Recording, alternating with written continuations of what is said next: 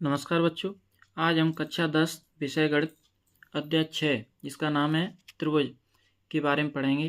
आइए देखते हैं। अध्याय 6 त्रिभुज। इसमें सबसे पहले है समरूप। तो समरूप क्या होता है बच्चों? इस हम किसी भी आकृति के आकार समान होने चाहिए। कोई भी दो आकृतियां हों उनके केवल और केवल आकार समान होने चाहिए। उनकी यानी कि नापतोल कुछ भी हो सकती हैं। इसी प्रकार यानी कि आमाप समान होना आवश्यक नहीं है, यानी कि उनकी नापतोल अलग अलग हो सकती हैं। अब देखिए उदाहरण के तौर पे जैसे मान लीजिए ये ताजमहल का चित्र है। अब देखिए तीनों आकृतियों में इसमें यानी कि एक जैसी आकृति है, लेकिन इनकी यदि हम नापतोल करें तो ये हमें यानी कि अलग अलग दिख रही हैं। तो इस तरह की आकृतियों को हम क्या बोलेंगे? समरूप आकृतियां। यानी कि इन तीनों के रूप एक जैसे हैं, तो वे आकृतियां जो दिखने में एक जैसी लगें लेकिन उनकी नापतोल समान नहीं हो, वो आकृतियां क्या कहलाएंगी? समरूप। अब देखिए दूसरे नंबर पर आता है सर्वांगसम। सर्वांगसम क्या होता है? देखिए इसमें यानी कि आकार समान हो, यानी कि इसका मतलब हुआ सर्वांगसम का कि सर्व अंग और सम, यानी कि उनके सभी अंग भी समान होने चाहिए। इसका मतलब हुआ कि उनकी नाप तोल भी कैसी होनी चाहिए? एक जैसी। यानी कि आमाप भी क्या हो? समान होना चाहिए। आमाप का मतलब यहाँ पे बच्चों माप से है, यानी कि उनकी माप बराबर होनी चाहिए। जैसे यहाँ पे दो त्रिभुज बने हुए ये देखिए, इसमें यानी कि त्रिभुज ABC और एक त्रिभुज है त्रिभुज PQR। देखिए इस त्रिभुज की तीनों भुजाएं 2-2 सेंटीमीटर की हैं और इस त्रिभुज की भी तीनों भुजाएं 2-2 सेंटीमीटर की हैं। तो इसका मतलब हुआ कि ये दोनों त्रिभुज कैसे कहलाएंगे? सर्वांग सम। यानी कि इनके इस त्रिभुज के कितने अंग हैं? 3 और इसके भी 3। तो तीनों अंग यानी कि बराबर हैं, यानी कि इसकी तीनों भुजा उसकी तीनों भुजाओं के बराबर हैं नापतोल में। तो ऐसी आकृतियों को क्या बोला जाएगा? सर्वांग सम। अब देखिए सभी सर्वांग सम आकृतियां समरूप होती हैं, परंतु सभी समरूप आकृतियां सर्वांग सम नहीं होती। यानी कि यहाँ पे ये जो माप तौल है वो बराबर है, तो हम कह सकते हैं कि सभी सर्वांग सम आकृतियां हैं वो समरूप हो सकती हैं, लेकिन सभी समरूप आकृतियां सर्वांग सम नहीं हो सकती। क्यों? क्योंकि उनकी माप तौल अलग अलग होती है। अब देखिए यदि दो त्रिभुज समरूप हैं तो उनके संगत कोण बराबर होते हैं।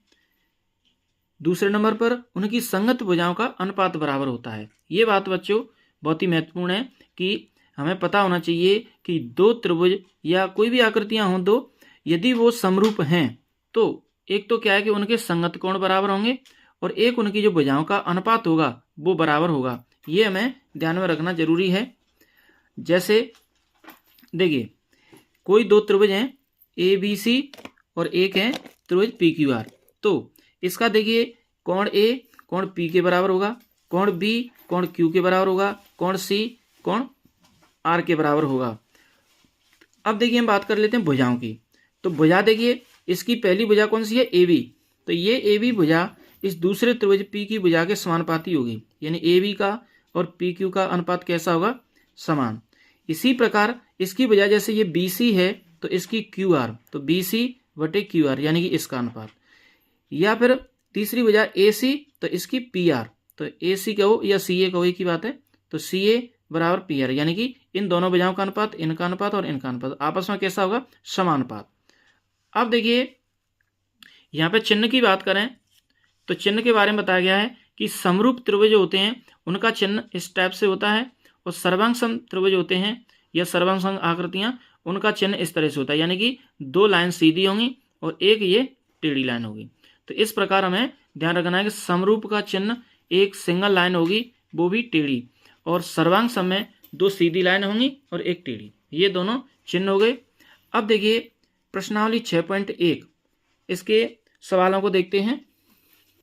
अब देखिए प्रश्नावली 6.1 का पहला सवाल हमारा ये है कि कोष्टक में दिए गए शब्दों में से सही शब्दों का प्रयोग करते हुए रिक्त स्थानों को भरिए। तो देखिए पहला सवाल है कि सभी व्रत रिक्त स्थान भरना होते हैं, तो सर्वांग सम या समरूप। तो अब देखिए यहाँ पे बात हो रही है सभी व्रतों की, तो अब सभी व्रत का मतलब ये हुआ कि यहाँ पे व्रत छोटे भी हो सकते हैं, बड़े भी हो सकते हैं। तो वो आकृति यानी कि समरूप हो सकती है, सर्वांग सम तो हो नहीं सकती। यहाँ पे कह रहा है वो सभी व्रत, तो इसका मतलब व्रत एक जैसे नहीं होंगे, छोटे बड़े भी हो सकते हैं। अगर वो छोटे बड़े हो गए तो सर्वांग सम नहीं हो सकते, यानी कि उनकी नापतोल समान नहीं होगी। समान नहीं होगी तो वो कौन से होंगे? समरूप होंगे, यानी दिखने में एक जैसे होंगे और आकार उनका छोटा बड़ा होगा, तो वो कौन से कहलाएंगे? समरूप। तो इसमें भरा जाएगा समरूप। अब देखिए इसका सेकंड सवाल, देखिए सभी वर्ग रिक्त स्थान होते हैं, समरूप या सर्वांग सम। तो यहाँ पे भी बच्चों वही बात आ गई कि सभी वर्ग यानी सभी प्रकार के वर्गों की बात हो रही है, छोटे बड़े सभी प्रकार के।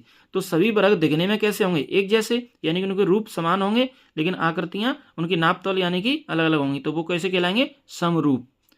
इसी प्रकार हम देखते हैं तीसरा क्वेश्चन क्या है। देखिए तीसरे प्रश्न में बोल रहा है कि सभी और खाली जगह त्रिभुज समरूप होते हैं। सभी त्रिभुज खाली जगह कैसे होते हैं? समरूप होते हैं। अब कब? समद्विबाहु या समबाहु? तो देखिए हम यानी कि सभी समबाहु त्रिभुज की बात करें या सभी समद्विबाहु त्रिभुज की बात करें। अब वो पहले ही कह रहा है कि समरूप हैं, तो कैसे होने चाहिए? वो समरूप होने चाहिए। अब देखिए समरूप होने के लिए यहाँ पे एक तो समबाहु त्रिभुज। अब समबाहु त्रिभुज क्या होता है? समबाहु त्रिभुज होता है बच्चों यानी कि जिसकी तीनों भुजाएं एक जैसी हों। जब तीनों भुजाएं एक जैसी हैं और वो कह रहा है कि समरूप, तो दूसरा त्रिभुज यानी छोटा बड़ा तो हो सकता है, लेकिन वो दिखेगा कैसा? वैसा ही। तो वो यहाँ पे कौन सा त्रिभुज भरा जाएगा? समबाहु त्रिभुज। अब बच्चों हम समद्विबाहु त्रिभुज क्यों नहीं कह सकते? क्योंकि समद्विबाहु त्रिभुज में दो भुजा एक जैसी होती हैं और तीसरी भुजा अलग होती है। अब एक भुजा मान लीजिए कि हमने कोई त्रिभुज लिया, जैसे ये, इसकी ये भुजा दो हो गई, ये दो हो गई, ये तीन हो गई। अब कोई दूसरा समद्विबाहु त्रिभुज ऐसा भी तो हो सकता है कि इसकी भुजा ये चार है, ये चार है और ये मान लीजिए पाँच है। तो अब ये समरूप नहीं हुए, यानी कि देखने में इनकी नापतोल कैसी हुई? अलग अलग हुई। लेकिन उसने पहले ही कहा था कि समरूप होते हैं, तो कैसा त्रिभुज भरा जाएगा इसमें? समबाहु। आइए देखते हैं अगला क्वेश्चन। अब देखिए चौथा क्वेश्चन है कि भुजाओं की संख्या समान वाले दो बहुभुज समरूप होते हैं। तो बच्चों कैसा बहुभुज है? समरूप बहुभुज है। यदि समरूप हैं दो आकृतियां, कोई भी हो, वो त्रिभुज हो चाहे चतुर्भुज हो चाहे बहुभुज हो, तो मैंने इस ऊपर बताया था कि उनके संगत कोण खाली जगह कैसे होंगे? बराबर। और उनकी संगत भुजाएं खाली जगह कैसी होंगी? समानुपाती। तो पहली खाली जगह में बच्चों क्या भरा जाएगा? बराबर। और दूसरी वाली खाली जगह में क्या भरा जाएगा? समानुपाती। तो ये हमारा पहला क्वेश्चन कंप्लीट हो गया। आइए देखते हैं इसका सेकंड सवाल। तो बच्चों हमारा क्वेश्चन ये है, क्वेश्चन नंबर 2, कि निम्नलिखित युग्मों के दो भिन्न भिन्न उदाहरण दीजिए। देखिए ये दो युग्म है, यानी कि पहला ये रहा, एक दूसरा ये रहा। देखिए समरूप आकृतियां, हमें ऐसी दो आकृतियों के उदाहरण देने के वो समरूप हों, यानी कि दिखने में एक जैसी हों और नापतोल उनकी अलग अलग हो। तो देखिए इसके लिए हम उदाहरण दे रहे हैं। यहाँ से देखिए कि मैंने ले लिया, जैसे एक ये आयत ले लिया और एक ये आयत ले लिया, तो ये दोनों यानी कि एक जैसे दिख रहे हैं, लेकिन इनकी नापतोल कैसी है? अलग है। ये देखो ये वाली भुजा अलग है और ये वाली भुजा थोड़ी बड़ी है, ऐसी ये वाली भुजा और ये वाली भुजा अलग अलग हैं, लेकिन दिखने में कैसे हैं? एक जैसे। तो ये एक ऐसा उदाहरण हुआ समरूप आकृतियों का। दूसरा कह रहा है कि सेकंड है कि ऐसी आकृतियां जो समरूप नहीं हों।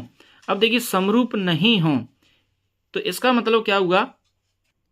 तो अच्छे से बोला था कि निम्नलिखित युग्मों के दो भिन्न भिन्न उदाहरण। तो एक उदाहरण तो क्या हो गया? ये आयत हो गया, यानी कि ये कैसे हैं? दोनों समरूप हैं, दिखने में एक जैसे लग रहे हैं, लेकिन इनकी नापतोल अलग अलग हैं, यानी कि इनके आमाप कैसे हैं? समान नहीं है। तो ये कैसी आकृतियों का उदाहरण हुआ? समरूप आकृतियों का। दूसरा उदाहरण ये है मेरा वर्ग का, यानी कि ये दोनों वर्ग एक जैसे दिख रहे हैं देखने में, लेकिन इनकी नापतोल कैसी है? अलग अलग। तो ये कैसा है? समरूप। अब देखिए सेकंड उदाहरण देना हमको कि ऐसी आकृतियां जो समरूप नहीं हों, ऐसी आकृतियों को उदाहरण देना है। देखिए तो बच्चों ऐसी आकृतियों को उदाहरण दिया है मैंने। देखिए सेकंड का पहला उदाहरण है और ये दूसरा उदाहरण है। तो पहला उदाहरण मेरा ये है कि मैंने एक ले लिया है विषमबाहु त्रिभुज और एक ले लिया है समबाहु त्रिभुज। तो इसका मतलब क्या हुआ कि दोनों ही त्रिभुज हैं, लेकिन दोनों ही त्रिभुज कैसे हैं? ये समबाहु त्रिभुज है, यानी कि इसकी तीनों भुजाएं एक जैसी हैं, और ये विषमबाहु त्रिभुज है, यानी कि इसकी तीनों भुजाएं अलग अलग हैं। तो ये समरूप नहीं हुए।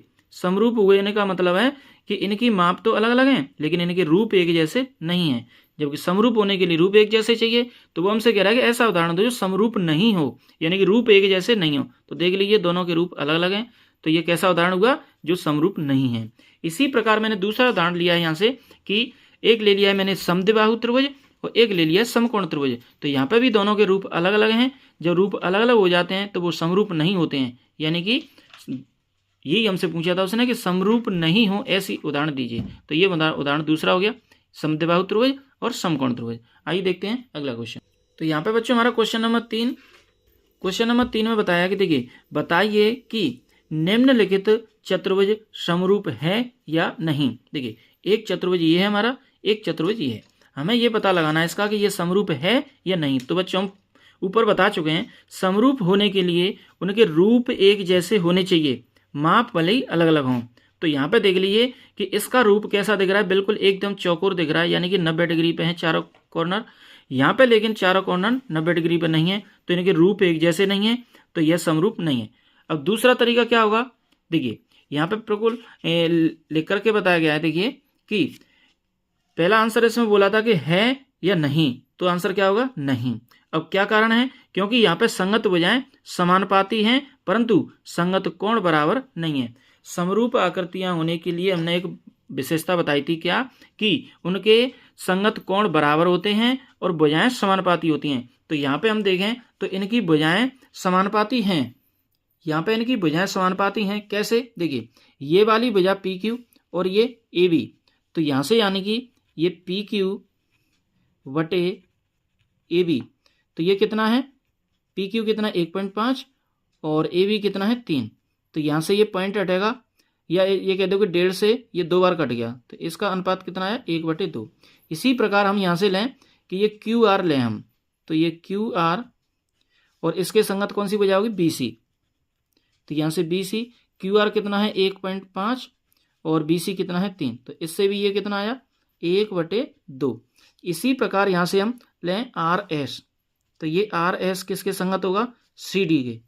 तो आर एस का मान कितना है 1.5 और सी डी का कितना है 3, तो यहाँ से भी कितना आया 1/2। इसी प्रकार एस पी के संगत कौन है, डी ए। एस पी का मान कितना है 1.5 और डी ए का कितना है 3, तो यहाँ से भी कितना आया 1/2। यानी कि इन दोनों आकृतियों की संगत भुजाएं कैसी हैं, समानुपाती हैं। लेकिन अब हम बात करें कोण की, तो देखिए यहाँ से कोण P और यहाँ से कोण A, ये दोनों आपस में बराबर नहीं है, यानी कि कोई भी कोण आपस में बराबर नहीं है। जबकि समरूप होने के लिए संगत भुजाएं समानुपाती होनी चाहिए और संगत कोण बराबर होने चाहिए, लेकिन यहाँ पे कोण बराबर नहीं है, इसीलिए ये दोनों आकृतियां समरूप नहीं है। हमसे पूछा था कि समरूप है या नहीं, तो आंसर होगा नहीं। और कारण क्या मिला, यहाँ पे भुजाएं तो समानुपाती हैं लेकिन कोण बराबर नहीं है। आइए देखते हैं अगला क्वेश्चन।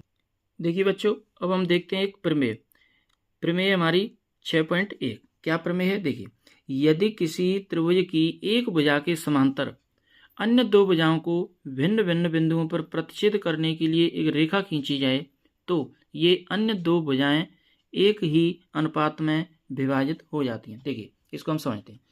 मान लीजिए ये कोई हमारा त्रिभुज है जिसका नाम है पी क्यू आर, ये हम कह सकते हैं कि इसका नाम है ए बी और ये सी।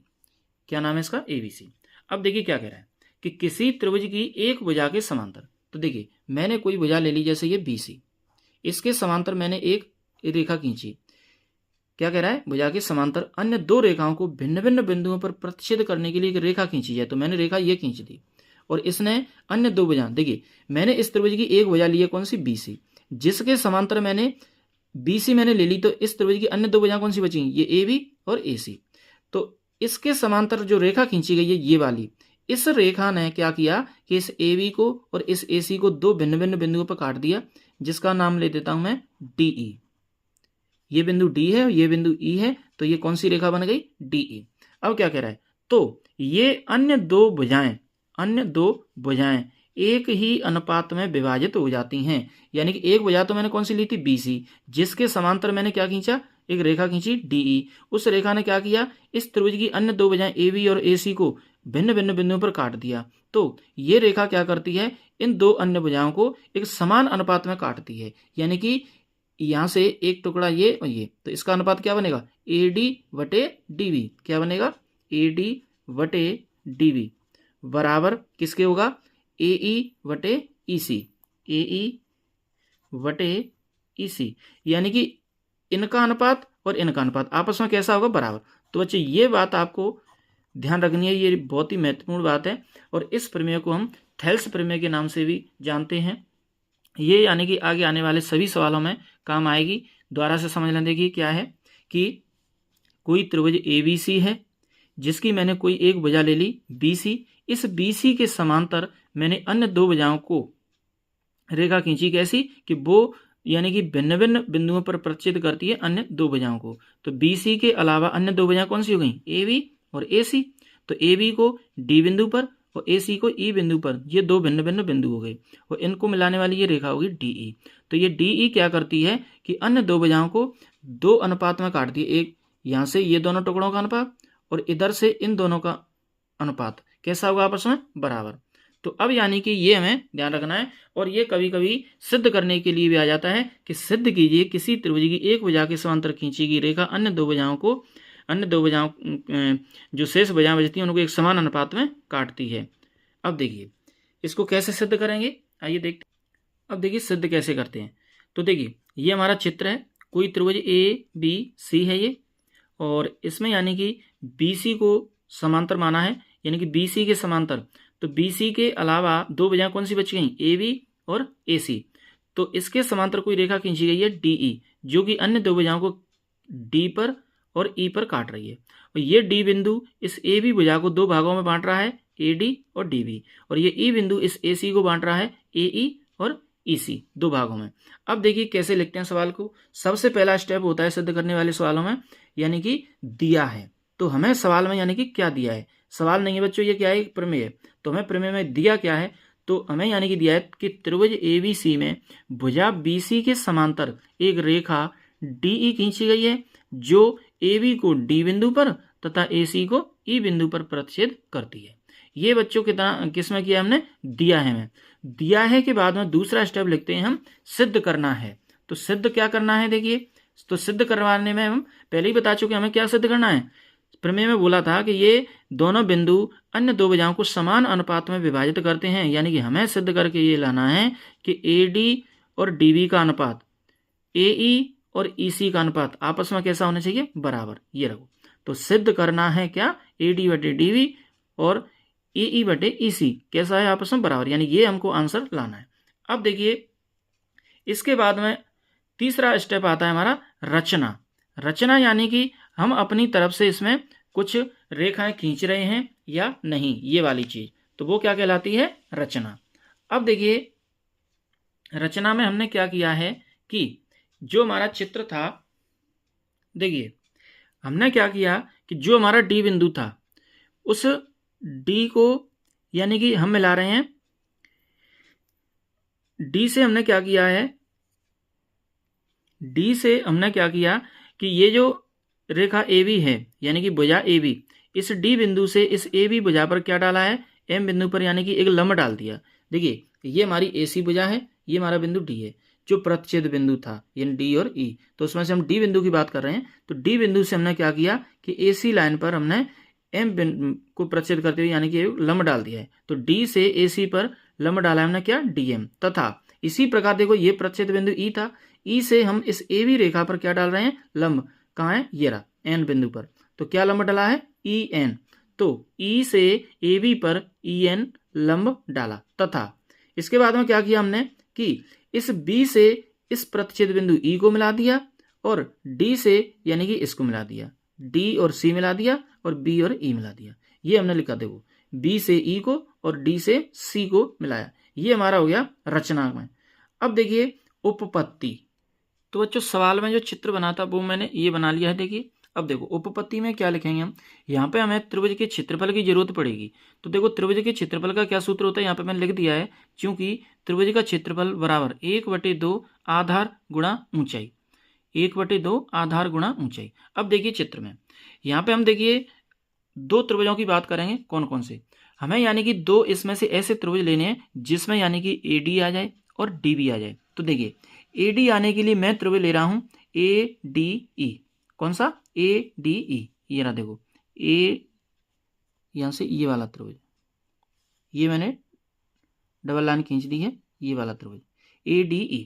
अब देखिए इस ADE और दूसरा त्रिभुज ले रहा हूं मैं BDE, ये वाला BDE, ये वाला, ये रंग दिया मैंने, देखो BDE। इन दोनों त्रिभुजों की हम बात करें, कौन कौन सा, ADE और BDE, इन दोनों त्रिभुजों की ऊंचाई की बात करें तो क्या मानी जाएगी, EN। एक ही ऊंचाई है दोनों की, EN, यानी कि इस त्रिभुज की और उस वाले त्रिभुज की।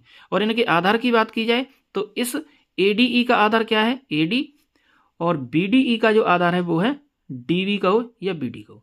इन दोनों त्रिभुजों के क्षेत्रफल की बात करेंगे। अब देखिए इन दोनों की ऊंचाई क्या है, NE कहो या EN कहो। तो देखिए हम यहाँ पे कैसे लिखेंगे, देखो यहाँ पे लिखा हमने कि त्रिभुज ADE का क्षेत्रफल वटे त्रिभुज BDE का क्षेत्रफल। तो देखिए मैंने बताया था त्रिभुज के क्षेत्रफल का सूत्र क्या होता है, 1/2 आधार गुणा ऊंचाई। तो ये लिखा मैंने 1/2 गुणा आधार। तो मैंने बताया था पहले वाले त्रिभुज ADE का जो आधार है वो क्या है, AD। तो ये आधार लिख लिया मैंने, गुणा ऊंचाई। तो ऊंचाई क्या होगी, यहाँ से EN या NE कुछ भी कह सकते हैं, ये लिख दिया। अब नीचे क्या है, BDE। तो देखिए BDE, तो इसका आधार क्या है, BD या DV। तो 1/2 गुणा आधार, आधार हो गया DV, गुणा ऊंचाई मैंने बताया था दोनों की कैसी होगी, एक जैसी, EN। अब देखिए EN से EN कट गया और 1/2 से 1/2 बच गया, कट गया। तो बचा क्या इसमें, ऊपर AD बच गया, नीचे DV। तो ये लिख दिया मैंने AD और नीचे DV, और इसको बोल दिया है समीकरण नंबर 1। अब देखिए अगले त्रिभुज की हम बात करते हैं। अगला त्रिभुज क्या लेंगे हम इसमें, देखो मैं अब की लूंगा, एक तो ये ADE, ये वाला ADE, और एक लूंगा CDE। अब देखिए मैं इधर से ले रहा हूं क्योंकि मुझे ये वाला आधार चाहिए, एक ये चाहिए और एक ये चाहिए। तो इसके लिए इस वाले आधार के लिए मैं ले लूंगा ADE, और इस वाले आधार के लिए ले लूंगा मैं कौन सा, CDE। तो देखिए हमने यहाँ पे लिखा है, ये रहा, देखिए कौन कौन सा हो गया, त्रिभुज AED कहो या ADE कहो, एक ही मतलब है, और ECD। तो देखो ADE या AED, और यहाँ से CDE। तो देखो पहले वाले त्रिभुज में आधार क्या माना जाएगा, AE। तो यहाँ पे लिखा मैंने, देखो 1/2 गुना आधार AE और गुना ऊंचाई। ऊंचाई कौन होगा, यहाँ से देखो DM। इन दोनों त्रिभुजों की ऊंचाई ये ही मानी जाएगी, इस वाले के लिए और इधर वाले के लिए। तो DM ऊंचाई हो गई। अब नीचे देखो क्या है, ECD। तो यहाँ से इसके लिए आधार क्या है, EC। तो देखो 1/2 गुना EC गुना DM, दोनों के लिए ऊंचाई समान मानी जाएगी। DM से DM कट गया, 1/2 से 1/2 कट गया, बचा क्या, AE और ये EC। तो AE/EC, समीकरण नंबर 2। अब देखिए इसमें कि बहुत ही महत्वपूर्ण बात सीखेंगे, क्या, देखिए इस चित्र में बता रहा हूं मैं, देखो मैं बात कर रहा हूं इस वाले त्रिभुज की, कौन कौन से की, देखो एक तो ये वाला, ये आपको दिख रहा होगा, ये वाला, ये और ये, और एक बात कर रहा हूं मैं इस वाले की, इधर से ये बच्चों आपको दिख रहे होंगे, या मैं रंग देता हूं, देखो ये वाला, एक तो ये त्रिभुज होगा, और एक इधर से देख लो ये वाला, ये। अब इन दोनों त्रिभुजों की खासियत क्या है कि जब ये वाला त्रिभुज बन रहा है इधर से और ये वाला बन रहा है इधर से, तो ये दोनों इस आधार पर बने हुए हैं, यानी कि ये ही आधार तो इस वाले त्रिभुज का है और ये ही आधार इस वाले त्रिभुज का है। तो जब दोनों त्रिभुज एक ही आधार पर बने हुए हों, इनको देखिए मैं यहाँ पे बना के बताता हूँ, देखो जैसे एक तो ऐसे बन रहा है, ऐसे, और एक ऐसे बन रहा है, ऐसे। तो यानी कि ये जो इधर वाला त्रिभुज है, ये वाला, इसका आधार ये हो गया, और ये इधर वाला बन रहा है इस वाले का, इसका भी ये हो गया, यानी कि एक ही आधार पर बने हुए हैं। तो जब ऐसी पोजीशन आ जाए कि दोनों त्रिभुज एक ही आधार पर बने हुए हैं, तो उनके क्षेत्रफल आपस में बराबर होते हैं। तो इसका मतलब क्या हुआ बच्चों, देखो इधर वाले त्रिभुज का नाम क्या है, BDE, और इधर वाले का नाम क्या है, CDE। इन दोनों के क्षेत्रफल कैसे हो जाएंगे, बराबर।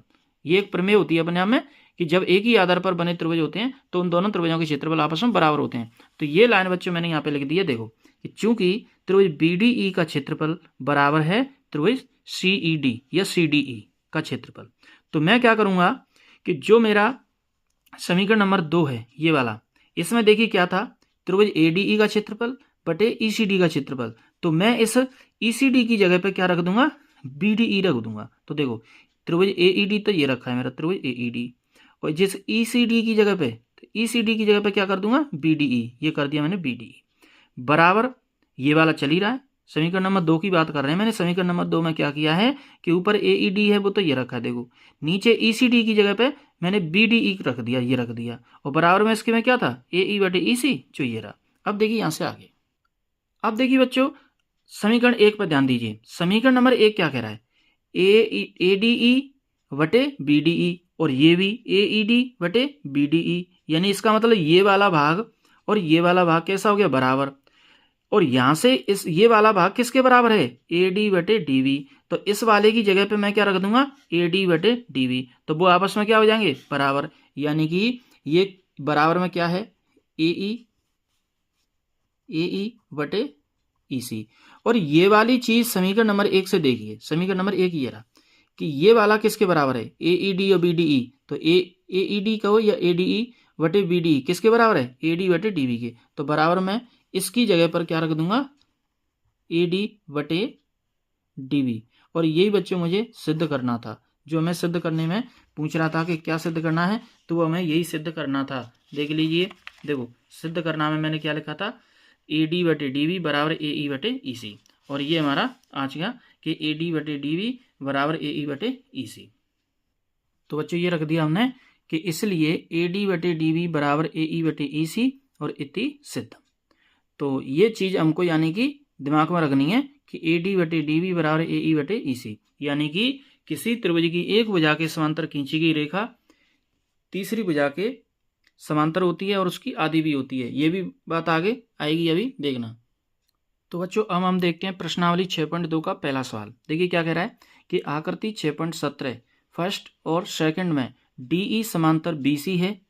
फर्स्ट में हमें EC और सेकंड में ED ज्ञात कीजिए। तो देखिए हम बात कर रहे हैं क्वेश्चन नंबर 1 के फर्स्ट क्वेश्चन की। तो देखिए ये हमारी पहली आकृति है, इसमें देखिए कोई त्रिभुज ABC है और इसमें ये DE है और ये BC। उसमें बोल रहा है कि DE समांतर है BC के। तो इसमें यानी कि सबसे पहले हम लिखेंगे क्या, दिया है। तो क्या दिया है, देखिए यहाँ पे हमें दिया है क्वेश्चन में DE समांतर है BC के। ये बच्चों हमको क्या है, दिया है। अब देखिए यदि ये दिया है कि ये इसके समांतर है तो इसमें क्या लग जाएगी बच्चों, प्रमेय 6.1। अब प्रमेय 6.1 क्या है, देखिए यहाँ से यदि इस BC के ये DE समांतर है तो ये यानी क्या करेगी, इस त्रिभुज की अन्य दो भुजाएं AB और AC को समान अनुपात में विभाजित कर देगी। समान अनुपात क्या होगा, D बिंदु पे अनुपात बनेगा, देखो AD/DB। तो यहाँ से क्या होगा, AD/DB बराबर होगा किसके, AE/EC के, AE/EC के। अब बच्चों ये बराबर क्यों हो गया, क्योंकि इसमें प्रमेय लग चुकी है। और प्रमेय क्या लगी है, प्रमेय 6.1, या बोलेंगे इसको हम थेल्स प्रमेय। तो यहाँ पे लिख दिया हमने थेल्स प्रमेय से, ये प्रमेय लगा दिया हमने। अब देखिए क्या करना है आपको, इसमें मान रखना है। तो देखो यहाँ से इस चित्र में AD का मान कितना दिया है, 1.5। तो यहाँ पे रख दूंगा मैं 1.5 बटे DB इसका मान कितना दिया है बच्चों, 3 सेंटीमीटर, बराबर AE। तो AE का मान कितना दिया है, 1। और यहाँ से EC हमें पूछा है, देखो फर्स्ट में EC ज्ञात कीजिए। तो यहाँ EC की जगह पर हम EC ही रख लेंगे। अब देखिए बच्चों क्या करना है आपको कि इसका बचगुणा कर देना है। तो देखिए बचगुणा करेंगे तो यहाँ से EC का गुणा इससे हो जाएगा। तो देखिए EC गुणा 1.5 बराबर 3 का गुणा 1 से हो जाएगा। तो ये कितना बनेगा, 3। तो यहाँ से बच्चों EC का मान कितना हो जाएगा, EC बराबर ये 1.5 इसके नीचे आ जाएगा। तो 3/1.5, यहाँ से ये पॉइंट हटेगा, ऊपर 0 हो गया और नीचे क्या बन गया, 15। और 15 से ये कितनी बार कटेगा, 2 बार। तो EC का मान कितना आ गया बच्चों, 2 सेंटीमीटर।